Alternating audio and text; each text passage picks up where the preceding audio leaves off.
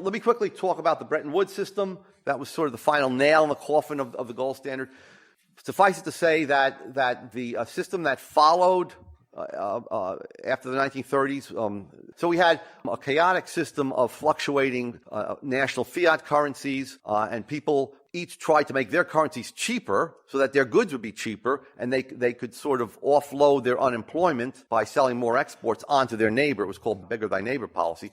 The Allies got together when it was clear that they thought they were going to win the war, and they wanted to get rid of these currency wars, which we have today, by putting in a system of fixed exchange rates and calling it a gold standard. The main architects of the Bretton Woods system were both the U.S. and British governments, and their leading financial experts, Harry Dexter White and John Maynard Keynes.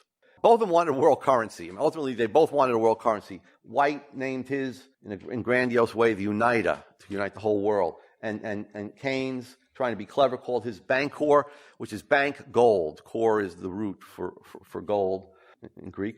But in any case, they wanted to replace gold. What about the Bretton Woods system?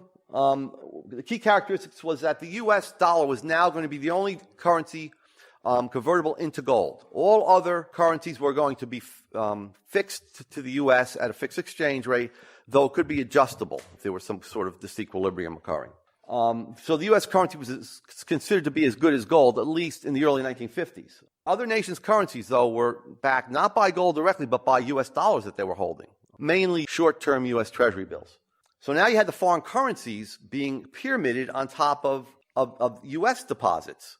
In other words, we had a situation in which the U.S. could automatically export inflation to the rest of the world. So the U.S. held more than half of the gold in the world at the end of World War II.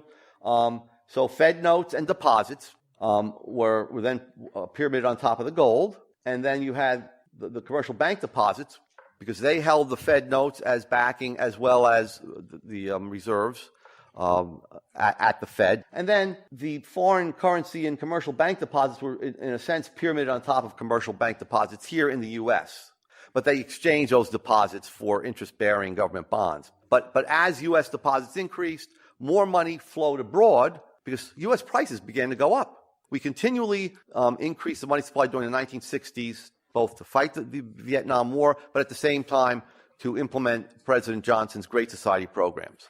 So the whole point was, well, we can have consumers' goods produced, and we can have more military equipment and military machines and weapons and so on.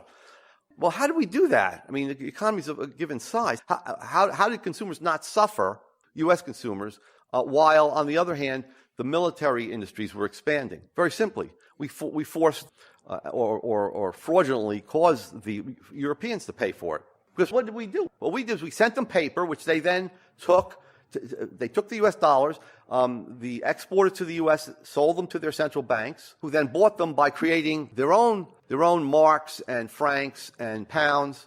And so we exported to the rest of the world paper money inflation in exchange for real goods and services. So in a real sense, the Europeans paid for a large part of the Vietnam War and Johnson's Great Society programs. But what happened was paper money flowed out from the U.S. And then the foreign governments bought up that paper money to back their own money. They created new paper money. And so we exported this inflation.